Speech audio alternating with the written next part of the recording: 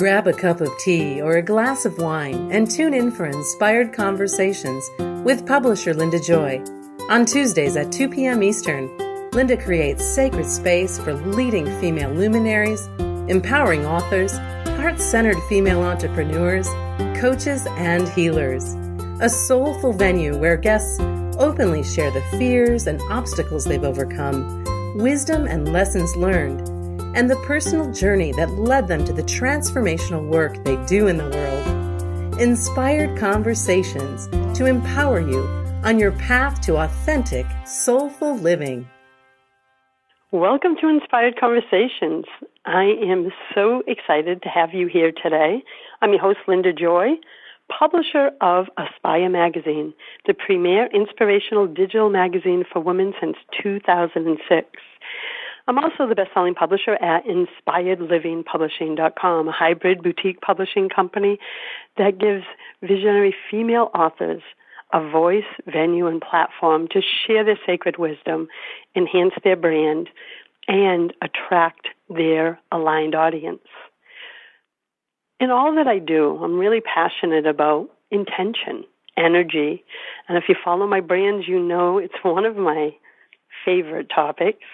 And that's what we're going to be talking about today. We're going to be talking about energy, positive and negative. Because whether we realize it or not, we absorb positive and negative energy each day. And if we don't clear these energies, we risk picking up on collective energy and becoming so encumbered that our emotional free will is at stake. So by clearing unwanted energy and drawing in energies that we do want, we create healthy centers within ourselves and in our personal spaces. As with any form of hygiene, right? Spiritual well-being depends on daily attention and good habits. And joining me today on this topic is Barbara Moore, author of The Modern Guide to Energy Clearing. Back in the early 90s at a party, someone put a tarot deck in Barbara's hands. She's held on tightly ever since. Tarot provides just enough structure so that we don't get lost as we explore the mysteries, plumb our dark corners, and locate our North Stars. Barbara has been reading and writing for as long as she can remember. She's published a number of books on tarot, including Tarot for Beginners, Tarot Spreads, the Steampunk Tarot, the Gilded Tarot, the Mystic Dreamer Tarot, and Tarot of the Hidden Realm. Barbara also loves working directly with clients, helping them uncover guidance and insight in the cards. Welcome, Barbara. Hello, thank you for having me. I'm really happy to be here. You can tell I'm a little excited. I get the same way. And as we were talking before getting on the air, I love this topic, and I was really wanted you on the show because I can tell not just about energy, but the tarot and all of it you're so passionate about. It comes through in everything that you do. When I saw your new book, I'm like, oh, yes, I want Barbara on the show because I think so many of us don't realize the importance of the energy that we have within ourselves, but also the energy all around us. How did you just begin this whole journey, aside from that party where back in the 90s? What led you to everything that you're passionate about writing about now and this book? Oh, that's a really great question, and I wish I had a nice little story to kind of encapsulate all of that. But the truth is, the energy part of what I do and study and practice and write about happened rather naturally. Like, I wasn't even calling it anything. I wasn't consciously studying or looking at different modalities and programs. I would just move through my life and recognize this doesn't feel right. I should try this and I should do that. So it's all just the way I lived my life. And it wasn't until my publisher asked me to write the book that I had the opportunity to think about it in a very logical fashion, because if you're going to write about something and explain something to somebody, you need to be super clear on it yourself. And that's one of the reasons I love writing books, is because sometimes I feel like, well, I've been thinking about something for a long time or doing something for a while, and I know the subject really well. But the real test, I think, in whether you really know something is if you can explain it to somebody else.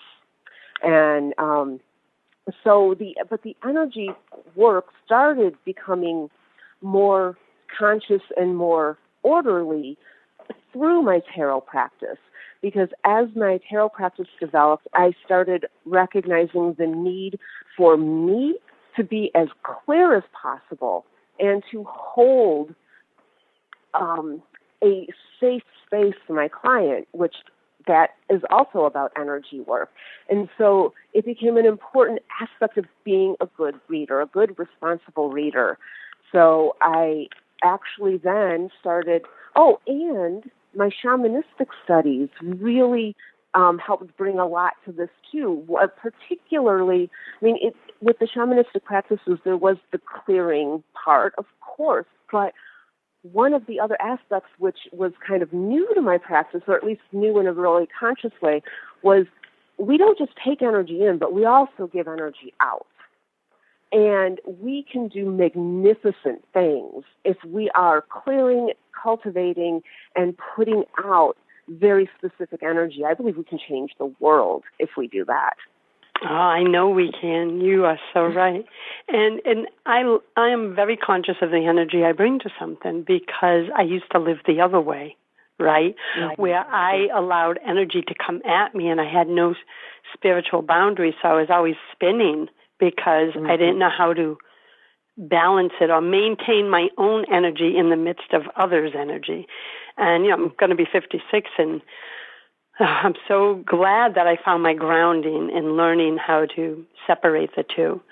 So you've been on this path, God, since you received that deck, it's almost 20 years. For those almost 30. 30. God, well, already 2018, you're right. And I'm like, God, time is flying. My daughter's going to be 34, so time has gone by quickly. So for those who aren't sure what tarot means, explain what tarot is. A tarot deck, is it one type of deck? Is it a variety of types? Is there something that describes tarot? I'm curious about that too. Oh, sure. Yes, I can definitely talk about that very happily. If you have a room full of tarot readers and ask that question, you might get other answers. So your listeners should know that there is no one and only this is what tarot is, okay? So, but I will tell you how I think of tarot.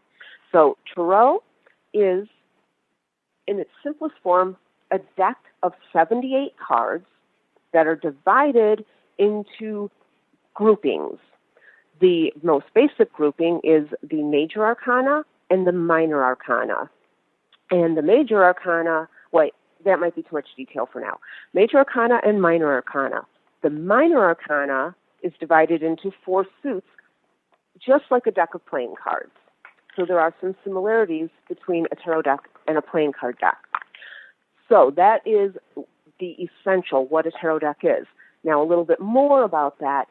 Tarot was actually invented during, as far as we know, historical records, this is what we know.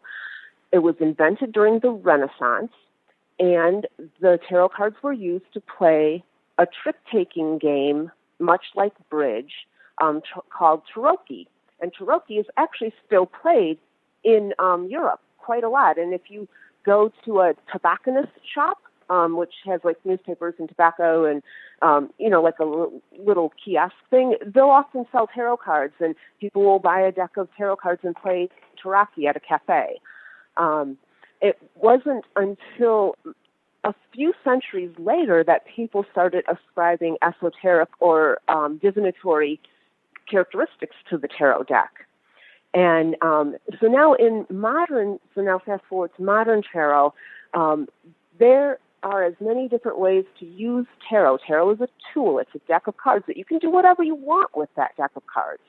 And there are people who will predict the future with them. There are people who will do creative brainstorming. There are people who will do soul work or spiritual mentoring with the cards. There are all kinds of ways to use the cards. So whatever you want to do with them, experiment and see.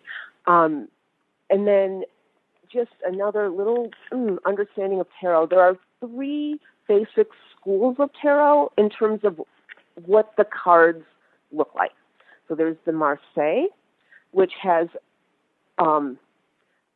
the minor arcana looks like playing cards. So there's no pictures on them. There are just the suit emblems on them. And then there is the Taft Tarot, which was designed by Aleister Crowley. And there's the Rider-Waite Tarot, which was designed by Arthur Waite and illustrated by Pamela Coleman Smith. In the United States, most modern decks that are designed follow the Rider-Waite tradition. All 3 of these decks are very, very, very similar, except for the Marseille, which is a little bit more different. But the Taft and the Rider-Waite, they both come out of the Golden Dawn, which was a Victorian esoteric secret society. And but now we have modern decks that look at the Rider-Waite tradition and composition and interpretations, and oftentimes will evolve those images to be more pertinent for modern society. And I think that's super important about tarot, because I believe that human consciousness is always evolving, and therefore our spiritual tools should evolve to reflect our increased understanding. So that's my quick little answer. I love it, because I wanted to know that, because I've always been curious what defines it. So we're going to jump to our first break, and when we come back, I want to talk about energy, right? And what you learned in writing this book, because like I feng shuied my house when I built it 17 years ago, and everybody that comes here, they always say to me, oh my God, it's such a peaceful energy. And I giggle because I intentionally created it. And that's when I began to really play with energy, right? And how it can ripple out. And you know, everything I do at this point in my life is about intention and energy. So I use those phrases a lot. So I can't wait to continue our conversation after our break. And I'll be right back. Looking forward to it. I am too. And I'll be right back with Barbara Moore of TarotShaman.com. A conscious lifestyle for a mindful life. OMTimes Radio. IOM FM. Inspiration for a woman's soul. Aspire Magazine, inspiring and supporting women on the path of self-discovery. Claim your free digital subscription today, which includes access to thousands of dollars of personal development bonus gifts from Team Inspiration partners. Claim your Aspire Magazine subscription today at subscribetoaspire.com. Are you trying to get from point A to point B and need a little advice? Connect with the counselors at OMTimes Advisors. Whether you're looking for a life coach or a spiritual intuitive, the advisors participating at advisors.omtimes.com were carefully chosen based on their gifts, skills, and professionalism. OMTimes Advisors, connecting you with the best advisors in the business. Do you have time to read that inspiring book? Or that blog post you've been meaning to get to?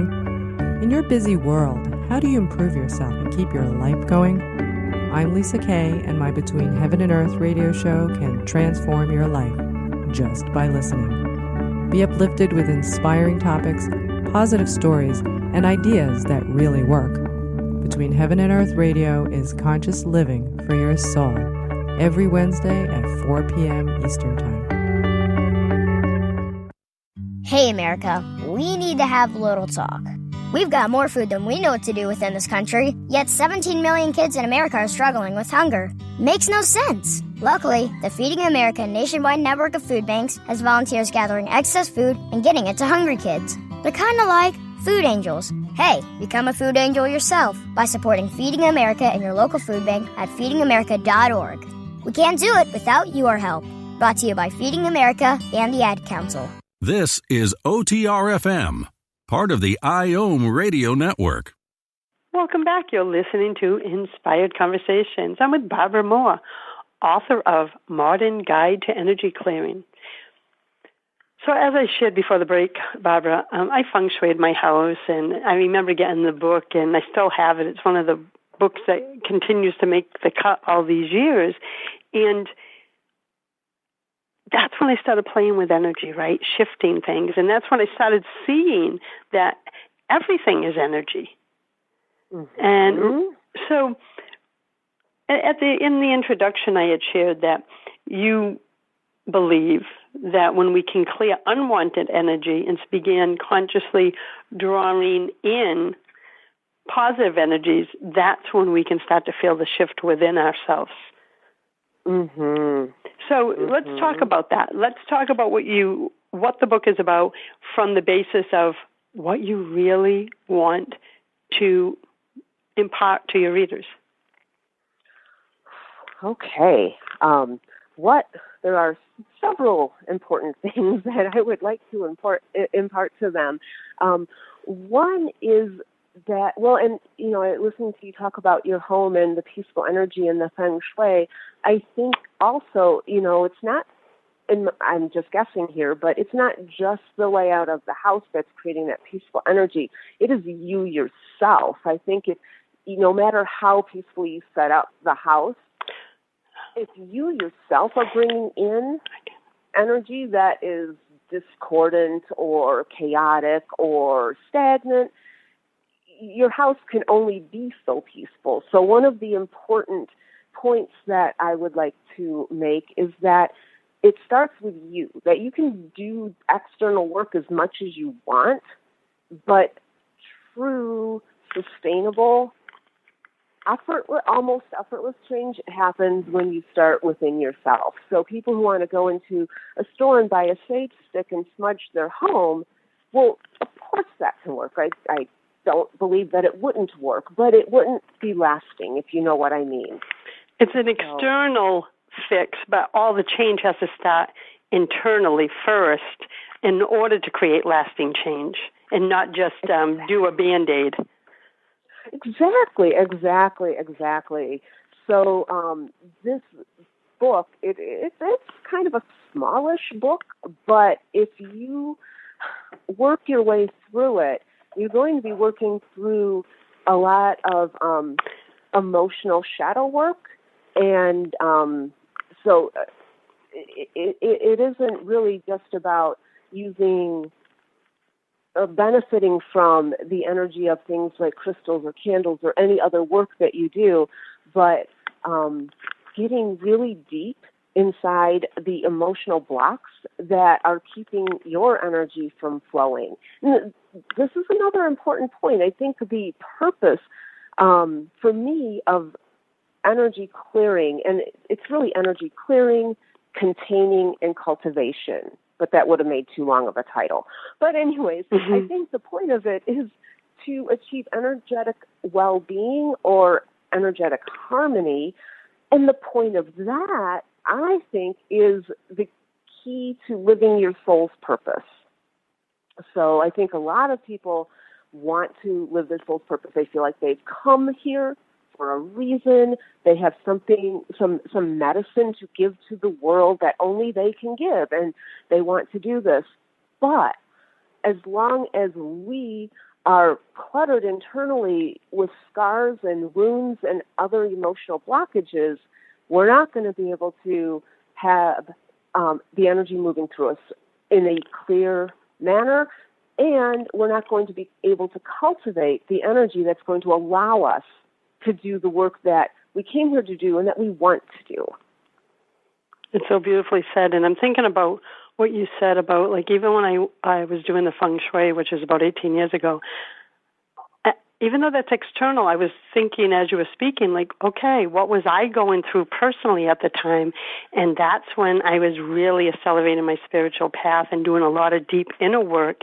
And I feel I needed my outside to start matching my inside. Mm-hmm. So is that what you mean about so really I was feeling it and doing the internal work and needed the outside to feel it. Have you had any research with the book? Did you find people express it that way? Like, I felt out of alignment, like, oh, something has to shift. The energy out here is not matching the energy in here. Absolutely. One of the, as far as spiritual beliefs and whatnot, I don't have a ton of, like, rules or tenets or dogmas. But I do have this one that is actually a Hermetic principle, the principle of correspondence. You may have heard it said, as above, so below, as within, so without. Yes. Yes. Okay. Well, that is one of the guiding principles of my life, one of my North Stars. And yes, I do think that what happens internally is reflected externally, vice versa.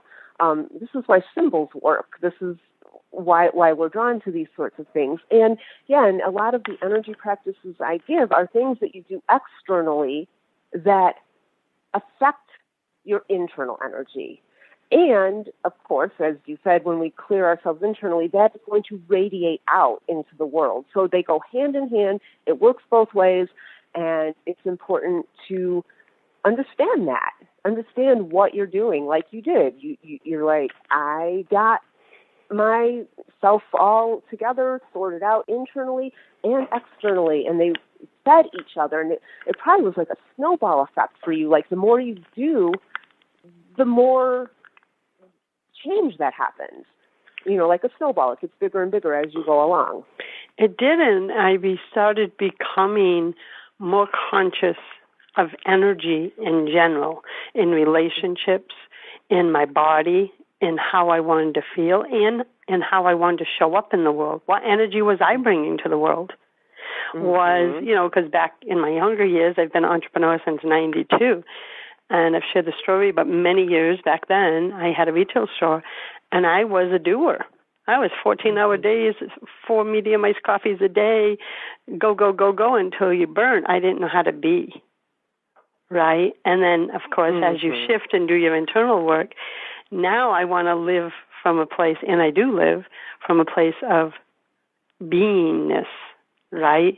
Yeah. And that's the energy people feel in my brands. They're always like, you have 5 brands and media brands, and you're always so chill and laid back. And I said, it's a conscious choice of how I want to live my life. Does that mean stuff doesn't happen? Does it mean projects don't go haywire? But I can't change the outside circumstances as we're talking about, but I'm always in control in my reaction and energy I bring into the circumstances. That has been life-changing awareness for me. Yes, yes. There's a card in the tarot deck that I associate with that idea that you just described, and that's the Temperance card, because to me the Temperance card is this card of gracefulness, that no matter what is going on around her, she is herself. And she's always appropriate to the situation.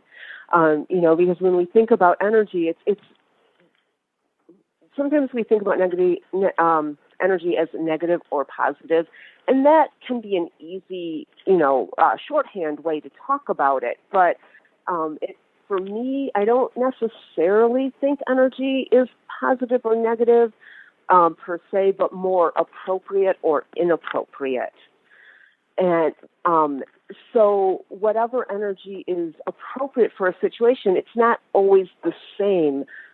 If things are extremely chaotic around you, then to help balance that, you might want to bring a more stable, grounded kind of energy to the situation. If things feel stagnant and musty and just icky, I think we've all experienced those feelings, then you want to bring a more active energy to it, to liven it up, to kind of make it more effervescent. So energy work, it requires paying attention and being able to recognize and describe and understand what's going on around you, and understanding how energy works with each other. So you can learn, like, okay, the energy's feeling this way, and I know from either my belief system or my experience that if I bring this sort of energy, it's going to balance it in this way. Does that make sense? Oh, it makes complete sense. And when we come back from our break, I want to talk about what you just said about clearing inappropriate energy. And when we come back, I'd love to hear some of the ways that we can clear energy, which I know you share a lot of juicy ones in the book. So I can't wait to hear. And I'll be back in a moment with Barbara Moore of tarotshaman.com. Free your mind. Expand your soul. OMTimes Radio. IOM FM. Ladies, your story has the power to transform lives. 4-time best-selling boutique publishing company, Inspired Living Publishing, is dedicated to sharing women's stories of hope, love, and transformation with the intention to inspire and empower their readers to believe in the power of possibility. Share your story in an upcoming print or Kindle project. Visit inspiredlivingpublishing.com today. OMTimes Magazine is one of the leading online content providers of positivity, wellness, and personal empowerment. A philanthropic organization, their net proceeds are funneled to support worldwide charity initiatives via Humanity Healing International. Through their commitment to creating community and providing conscious content, they aspire to uplift humanity on a global scale. OMTimes, co-creating a more conscious lifestyle. Hi everyone, this is Shay Parker, the host of Best of the Best, which airs live right here on IOM Radio every Tuesday night at 8 p.m. Eastern and 5 p.m. Pacific. I'm super excited to bring you expert guest hosts, spiritual discussions, free psychic readings, and so much more. I can promise that you will not want to miss this one-of-a-kind, fun, yet touching, down-to-earth show. Join us every Tuesday night at 8 p.m. Eastern, 9 p.m. Pacific on OTR-FM. This is Shay Parker, and I can't wait to see you there. The number one reason girls drop out of school in sub-Saharan Africa is lack of access to feminine hygiene products. The Pads for Schoolgirls Project, an outreach of Humanity Healing International, is changing this paradigm by setting up sewing programs at schools, teaching girls a vocational skill, while producing the reusable pads that help keep them attending classes. The girls pay it forward by making and giving pad kits to other girls in need. To learn more, visit humanityhealing.org. Humanity Healing is where your heart is. A conscious lifestyle for a mindful life. OMTimes Radio. IOM FM. Hi, you're listening to Inspired Conversations. I'm your host, Linda Joy, and today we're talking about energy. And so, Barbara, in your book you share a lot of strategies and energy clearing strategies as well as so much wisdom. What are some of the ways that we can clear what you refer to as inappropriate energy so that we can maintain healthy energy within ourselves? Well, there are lots of, as you said, lots of ways to do that, and I do have some ideas I'd like to share. And these, some of these are ones that are really personal and useful to me personally, and some are ones that are not necessarily ones that I prefer or resonate with, but other people do. And that is, I think, an important thing to remember when people are thinking about their own practice is don't do something just because someone else does it or says you should. Try everything out and see how it feels, because it has to mesh with you, first and foremost. Okay, so one way to clear energy. If your energy is feeling kind of stagnant, or if you feel like it's all, your energy is very mental and you're all up in your head, and you want to ground that energy and make it more calm and more balanced, something as simple as walking. Well, because I'm going to talk about movement in general, but walking is a really great energy grounding practice, which I learned this practice. I was I ran a retreat a few years ago, and I, by nature, tend to be more intellectual than grounded. And when I teach, I can get a little heady. And the people in the retreat were getting a little, you could feel the energy going up, and not being really grounded and rooted. And one of the women, much wiser woman than me, said, let's just walk. And it'll help you ground your energy. And I did, and I love walking anyway. So after that, walking became part of my personal energy clearing practice. Walking purposefully, tall, like with your shoulders back, with really good posture, and consciously, as you say, with intention, as you take each step, release the chaotic or heady energy.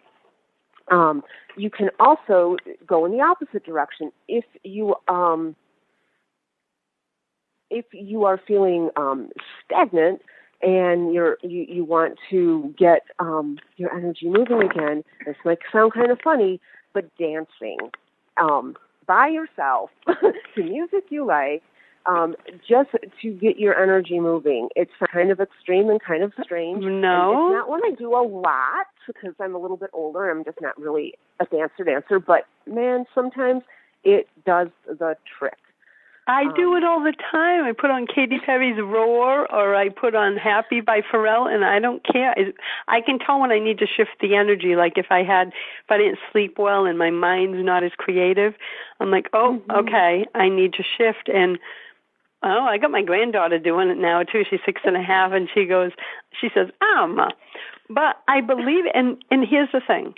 If someone's saying, I could never do that, I could just never dance in the middle of the day for the heck of dancing, try it, and I will guarantee, as Barbara's saying, you will feel the shift in energy after. You can't help but feel it. It's extraordinary. Mm-hmm. It really is. It is funny. Sometimes I think when people hear I'm talking about energy, they're expecting something complicated or bizarre or deep, and it isn't, or it doesn't have to be. These things are just so simple. You can get as ritualistic and complex as you like, of course, but I think so many people are so busy already and their lives are so full that if you tell them, well, you're going to have to add a half an hour to your day to do this ritual, to do your energy work, come on. They're not going to do it. Sustainable. Do we really need that? Instead, if I say, you take a walk every day, make that walk intentional. You brush your teeth every day.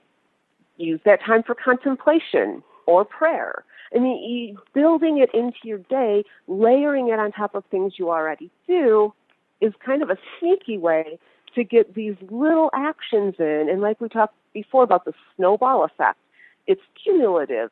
And small, consistent steps are a great way to create lasting change. So true. And one of the things that I love to do is, like Tuesdays is client call day. So I have 9 to 11 client calls on Tuesdays. But I don't put anything else in my schedule. I don't check emails that day. I don't make calls. Everything is about them. But to stay in my body and grounded and clear so I can serve, sometimes I just love to go outside, weather permitting, and lean against a tree, sit on the ground and lean against a tree. During a call or even in between calls. So because I can't walk, I love the walking idea too. But for me, something as simple as just going to sit in nature, it doesn't cost anything. Like you said, it's simple. We can do it at any time, no matter where we are. That is something I probably started doing maybe 5 years ago. And for me, that's energy clearing. Absolutely. Yeah, I talk about trees too. I love trees. Trees work for me. I have a easy time establishing a relationship with the tree. So, your listeners, maybe they have an affinity for crystals or just regular stones that are outside, or certain plants. And, whatever you feel like you connect with, explore and push that relationship with that spirit and see how you can work with it to the benefit of both. Yeah, it's so powerful. And sense, I notice when I want to get creative and I'm working on a sacred project, scent is important to me. So I have, I use a blend of essential oils, but frankincense. There's certain scents depending on what I'm doing. If it's a sacred project that I'm really birthing to the world with lots of intention, I want it to be frankincense if I need a little bit of motivation. So do you use scent? And I have some beautiful sprays too from, I think it's an organization called the Medicine Bowl, that I've been using, God, since I hosted my first event in 2009. I love their stuff. It's so intentional. Do you scent in your own personal things, whether it's incense or oils or something else? I do a little bit, but it's so interesting. I don't think in my book I have a category or a section devoted to scent. I mean, I mention it with air because I mentioned burning incense. And candles, you mentioned, right? As well. But and I have sound as a category, but I don't have scent, which is interesting because, and this shows how people need to look for things that really resonate with them. My sense of smell is not that keen, compared to other people. Like someone will say, smell this, do you smell? And I'm like, no, I don't, so that is not a very developed thing in me, but I do use it. And frankincense is a great one of my favorites, definitely. I like to use lavender sometimes. Oh, that's my other favorite. My granddaughter's go-to favorite. She loves it. And clary sage is another one. That's a great one. Like. Yeah, that's a great one for women. But it's I have that one too, and I don't just use them. There's some days I don't use any, but there's days that I hear what I need, and I just follow the lead. And go ahead. Watch the Seinfeld show. The family says, "Oh, she dances like Elaine on Seinfeld." So watch an episode, you'll know what I mean. So for me to suddenly one day get this urge about 5 years ago to put on that song Happy and just dance something out because I felt creatively blocked that day. I was working on a project. That was so out of character for me because I don't dance. But my soul knew what I needed to shift the energy. And that's what you just referred to, right? Listen in the moment. Don't have preconceived things of what you have to do. Right, exactly. And if you feel led to try something new or different, do it. You know, just because you never read it in a book or heard it on a show or whatever doesn't mean it's not right for you. Exactly. And I think that's so important. And I'm glad you brought it up at the beginning, is we're always bombarded with so much new resources in media and social media, so we're always going to be having things come at us going, try this, do this, do this. But you know what works for other people doesn't always work for us, and it's about going inward and just listening and asking yourself what works. And because I used to go, oh, I'm going to try that, I'm going to do this, and then when it didn't work for me, and meditation was one of those darn things, for years I judged myself that I couldn't sit on a cushion for 30 minutes and meditate. And I judged for a long time until I had an awakening, and I'm talking a long time, 20 years. I had that story, I can't meditate, something must be wrong with my mind because I can't sit there, I don't know how these people do it. Until the day I realized, Barbara, one day, I live in the middle of a spring in the woods on a spring-fed pond. I'm surrounded by nature.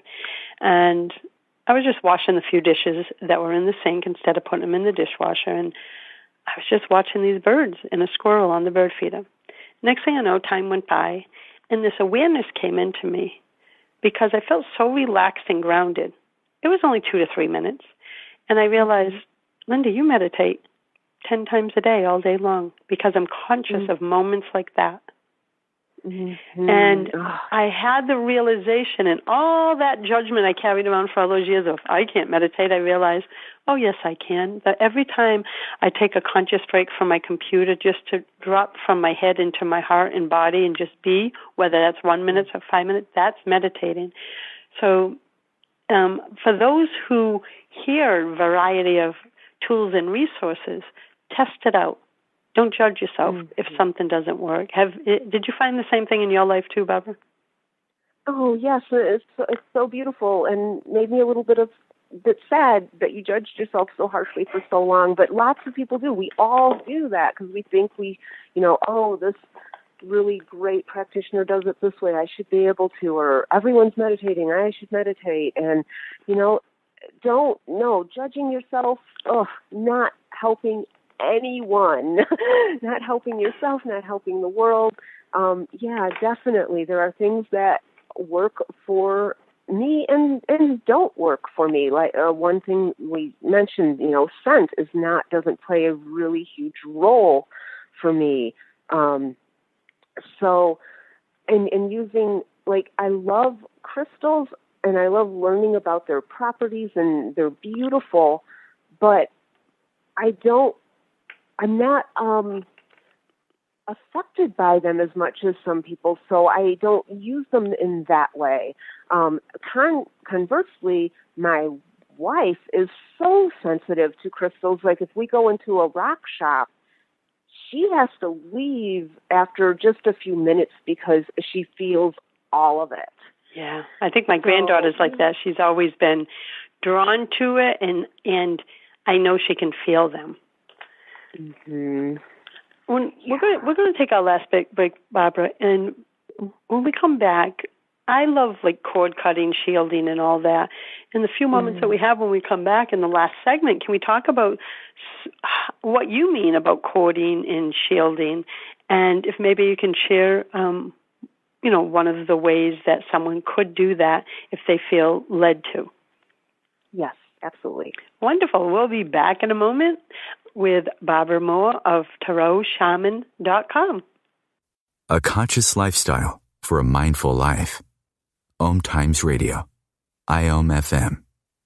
Beautiful one, if you're living your life by default and feeling disempowered, disconnected, and disenchanted, it's time to tap into your goddess power and use that divine energy to create the magical life of your dreams.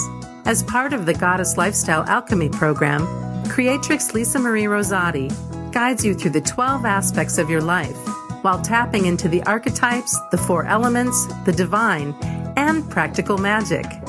By connecting to the divine and working with universal laws, your life suddenly shifts from going through the motions and struggles to seeing divine love and purpose in all aspects of your life. If you're ready to design your magical life, visit Lisa at goddesslifestyleplan.com for an abundance of supportive resources. Are you trying to get from point A to point B and need a little advice? Connect with the counselors at OMTimes Advisors. Whether you're looking for a life coach or a spiritual intuitive, the advisors participating at advisors.omtimes.com were carefully chosen based on their gifts, skills, and professionalism. OMTimes Advisors, connecting you with the best advisors in the business. Me, a cat moving in with a new human. It took a little getting used to. She has these weird games she likes to play, like this giant feather. She sticks it in my face. I swat it away. She sticks it in my face. I swat it away. It's almost like she thinks I enjoy it. But seeing how much fun she gets out of it, well, I guess it makes it all worth it. Humans. A person is the best thing to happen to a shelter pet. Be that person. Adopt. Brought to you by the Ad Council and the ShelterPetProject.org. A conscious lifestyle for a mindful life. OMTimes Radio. IOM FM. Welcome back. You're listening to the Inspired Conversations radio show on the OMTimes Network, or one of the multiple podcast platforms that the show is aired on. With me today is Barbara Moore of TarotShaman.com. So I know how I clear and cut cords and all that. In the book, you talk about cording and shielding as another energy tool. What does cording mean to you? And for the audience, I'm saying the word cord, C-O-R-D, cording. Yes, this is a practice that I learned during my shamanistic studies. So I don't know if other modalities or paths teach it, but this is where I learned it from. And so how I understand it is cording is the idea that everyone puts out cords and attachments to other people, and other people put them to you. And you can also put them to things like organizations or projects or, non-human things you can also be attached to. Or like social media. I think a lot of people probably have a huge cord to this. Oh, I believe that. And so a cord is visualized as a metaphysical, like a hollow tube or a straw that connects you to the other person or other thing. And energy can be taken through that from you. Like if someone has attached something to you, that person can draw energy from you. And if you put your cord on someone else, you can draw their energy into you. Now, I'm not saying this is like psychic vampirism or intentional or malicious. It can be, of course, but I'm talking about normal everyday stuff and us normal people who aren't out to, suck someone's energy out and kill them or whatever. I'm talking about just normal relationships where it just happens. It just is natural that these cords happen.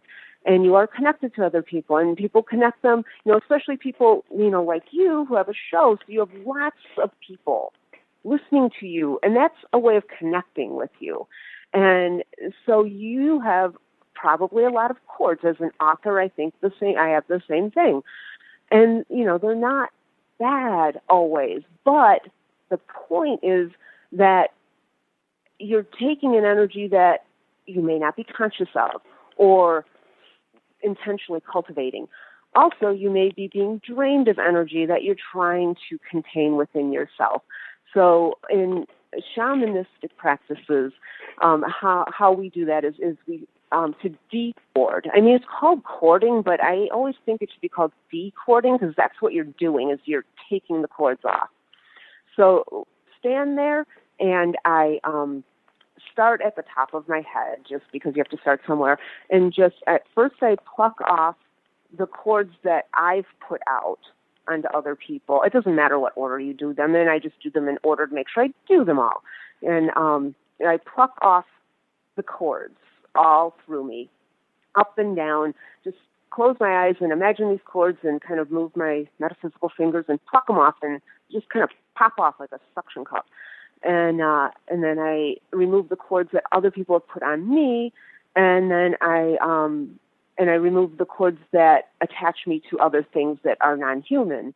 And I mean, it doesn't hurt or anything, of course, and I don't do anything more than that. I pluck off the cords, and then I kind of will cleanse myself and contain myself, and that's that. Now, I think some people take it further even, and as they're removing these cords, kind of look at them, examine them. What's the nature of the cord? How big, how small is it? Who or what is it connecting to? And I think that's could be interesting, maybe useful, but I think for normal everyday hygiene, just decording is sufficient, because you don't really need to know about every single connection that happens to you, because there are so many that happen every day. It's so true. And one of the things I've noticed over the years is, when you're anxious and worrying about someone, you're putting a cord in them and attaching yourself to them, which is unfair to the person that you're worrying about, because it then is draining their energy, right? Or if someone's worried about you, angry at you, and it's coming towards you. Those are some of the ways. I first heard about energetic cords back, in another lifetime.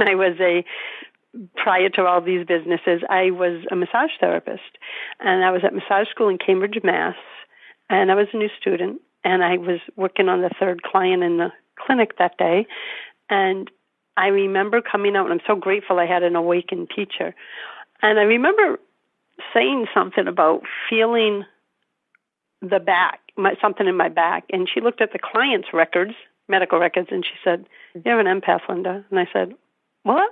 What the heck is that?" And she said, "What's happening is," she goes, "all three clients, you were picking up their energy, which means they're leaving behind cords in you. I need you to clear your energy. And every time before you walk into this clinic, I want you to zip up." And this is when I first learned about protecting my energy. She had me bend down. So you don't have to physically bend down, but in your mind's eye, I actually physically bent down because I'm like, I'm not having that. And I went to my toes, and she said, "I want you to picture a white light, and you're zipping it up. You're zipping it up over the top of your crown. See your metaphysical hand coming down the whole back of you, all the way back. You are now sealed, energetic light. Nothing can come in, and you're just surrounded by your own love and light, so you can now serve." It was powerful for me. And now sometimes if we have something emotional going on in the family, I like to, as I take a shower, see white light going on me, and it cuts all the cords. It just really washes them away. No cutting, nothing traumatic. It's a washing away, right? That's my spiritual hygiene. Because when you do have a public face, as you do, and many of the people in the community that I serve do, because I get to play with some extraordinary women, we have to do that daily, because we have a lot of eyes on us and energies coming at us. Not negative energies, and I want to be clear, we're not talking about negative energies. We're just talking about everyday life energies. So, I love having my rituals for that too, and I can feel it once I do. Yeah. Yes. If there's time, I think there's just like one more one. Yes, we have 2 or 3 minutes left. I'd love to have you share another. Okay, because this one is one that I don't normally see listed as like a containing or protective kind of practice. I think that one of our guiding lights as we do our energy work are our values and our ideals. And so everything that we do, think, or take action on should take us a step closer to our values, our ideals, to the person who we want to be. And as we were talking way earlier, what happens externally happens internally. I mean, it's all connected. And so I think, and this is, I think, hard for a lot of women, particularly, is the power of the words yes and no. And so when you are asked to do something or participate in something, are you saying yes because your soul wants to do it? Or are you saying no because you know you're not supposed to do it? Or are you doing what's expected of you? And that's just something I think if people think about a little bit more, you can change this idea, well, I'm obligated to do this, or I owe it to them to do it, or it would be so uncomfortable or impolite if I didn't do it. Like, well, okay, those could be motivations or reasons, but just take another step back and is it aligned with your values and ideals? Is it bringing you closer to the person you want to be? If so, awesome. If not, you might want to rethink your opinion on that. And it's so important because sometimes we give our power away by giving the answer that we think others want to have, and all it does is put anxiety, resentment in our heart, and that's not fair to the other person or the other situation, etc. So thank you for sharing that extra tip with our listeners today. And I want to encourage everyone to visit tarotshaman.com, TAROT shaman.com. You'll find lots of exciting books and so much more on Barbara's website. And I encourage you to visit there, pick up a copy of her book, Modern Guide to Energy Clearing. And Barbara, I want to thank you for being here, for doing the work that you're doing in the world, and for joining me on the show today. Thank you so much. I was so happy to be invited and had a wonderful time with you. You're awesome to chat with. No, thank you. I love creating a sacred container for my guests and my listeners and just have intimate conversations with women whose work I believe is changing the world. So thank you, my friend. It's an honor. And I invite everyone to tune in every Tuesday at 2 p.m. Eastern Time to join me live.